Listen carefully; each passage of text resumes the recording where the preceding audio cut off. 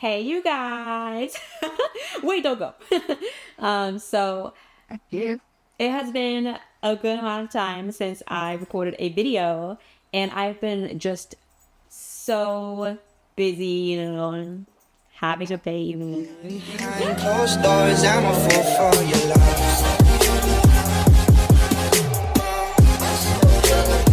For those of you who don't know, very briefly, I was told that it was going to be very difficult for me to have a child. Not impossible, but very difficult. And I have had more miscarriages than I would like to count.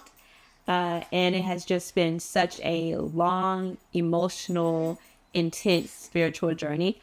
And I am just so happy to be in this stage of life, um, and to know that it's possible. But that's not what I'm here to talk to you about today. I am here to actually talk about worthiness. If you clicked on this video, what I have asked Spirit to do is to make sure that you are on the same wavelength that I'm going to be speaking about today. And that is worthiness. A lot of people say that it is just so easy to be not easy to be patient, but that when things happen, it's easy to just say, be patient, and that no doesn't always mean no. Sometimes it means not yet. But in the moment, it can really feel like no means no. And which, there are times when no means no. But in the moment, it can really feel like the universe and spirit is telling you that you can't have something. And personally, I have always felt like if I couldn't have something and there was a good reason, that I was okay with that. And I felt that way for the majority of my life leading up to a point. And it changed when I fell in love. Love, oh my gosh. And I'm not talking, love in high school, love in middle school and all of that. Love in college, it's valid. But there is something about love getting into like adulthood that is different. And the Taurus in me gives everything when I fall in love. So I fell in love, and for the first time, it didn't work out, and it wasn't something that could have been predicted, that could have been remedied in that moment. And it was the first time that I thought and felt that I wasn't worthy of the person or the kind of love that I had felt. And following that was a lot of emotional turmoil and attempts at regaining balance and peace and that love frequency. And soon after, I had my first miscarriage. So it took me from a little stumble to face flat on the ground. It's so crazy because I just tried to record this video. But anyway, I was just face flat on the ground. And after that miscarriage, I really just gave up. I really fully and wholly, I just gave up on really everything. It was the first time that I started to ignore spirit. I felt like in the year prior to everything I'm talking about, I had gone through this big spiritual journey, and I had just put my all into everything that I was doing. I was working 2 jobs. I had gotten my first apartment. I was in between living situations. I was with the love of my life in that time period.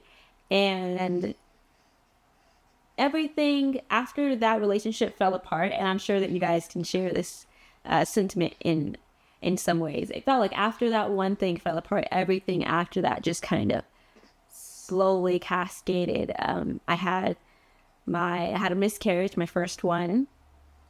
I lost my job.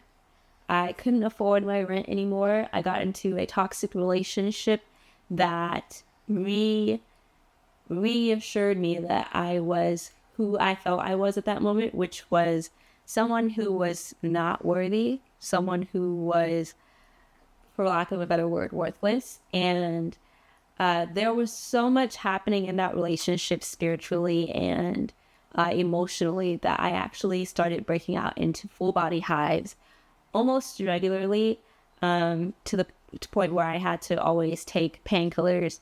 I was having migraines. I was on psychedelics and paraphernalia with and without my consent. It was pretty crazy. And it only kind of got worse because I was just ignoring my intuition. And I would only listen to my intuition about things that I wanted to listen to it about, instead of listening to it about everything, listening to spirit about everything. And please let this message get out today. Getting out of that relationship was very hard because it meant that I was going to have to start all over again. And I knew that. And it also meant that I was going to have to start loving myself again.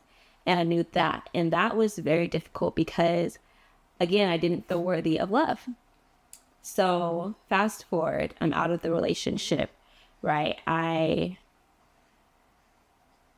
quit my job because at that point it was about chasing and seeking peace in what would bring me peace, relationships that would bring me peace, projects that would bring me peace. I finished my book. It's called Inhale, Exhale, Sexual Assault Trauma Recovery Workbook. And that brought me so much peace and security because it had been a spiritual project that I had been called to complete and finish for a long time. And so that was great. And then I just spent a lot of time meditating, clearing my mind, fixing my mindset, forgiving myself and forgiving myself again and forgiving myself again. It seemed like every time I set out to forgive myself was the first time. I went back to church, and I know that's not for everybody, but I really needed to just feel poured into. I needed to feel like I was enough. And when I would meditate alone and when I would speak with God alone, I always felt like I was in this like begging stature, like, here I am, please.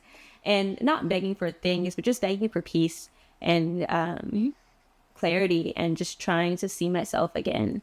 I felt like the person that I had been with had some vampiric tendencies, and like they had taken all of the power out of me. I felt drained. And so to go from feeling like I was at the top frequency to feeling like I was just empty on a regular basis and not able to manifest, wow, that's a humbling experience. And from that point on, everything that I did, I only did if Spirit told me to, because I felt so bad, so guilty for ignoring my intuition. So everything after that was a chase for peace, a chase for clarity, a chase for acceptance from Spirit, which meant only listening to Spirit about everything that I did, even if it meant being alone. In my solitude, you will find me. But that's really what I did. And then I approached my physical rituals, and I approached, how I fed myself and the connection that I had with food in the spiritual sense, in the scientific sense, like what it does for my body and how I eat it, how I consume it, what I do before I eat it, while I'm eating it, giving up offerings to my ancestors and things like that. And then I really approached my karma and what I felt like I was worthy of and not worthy of, and the things that I was punishing myself for, because there were things that I was punishing myself for and ways of punishing myself that I really didn't need to be doing or thinking of. And so there were different mindsets and reasons behind my actions that were all about this idea that I wasn't worthy of certain things. And that was a sense of karma, because it took me healing that mindset to get out of that.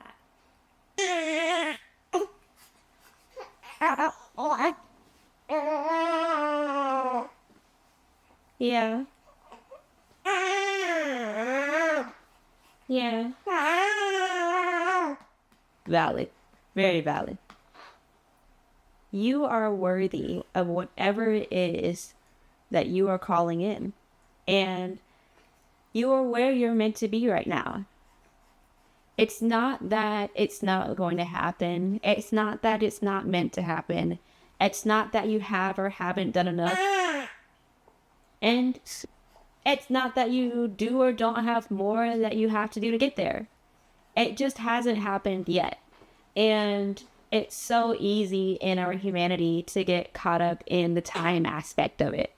But the truth is that if you work hard enough, then no matter how long you work, it will be up to spirit to bring in what it is that you're asking for.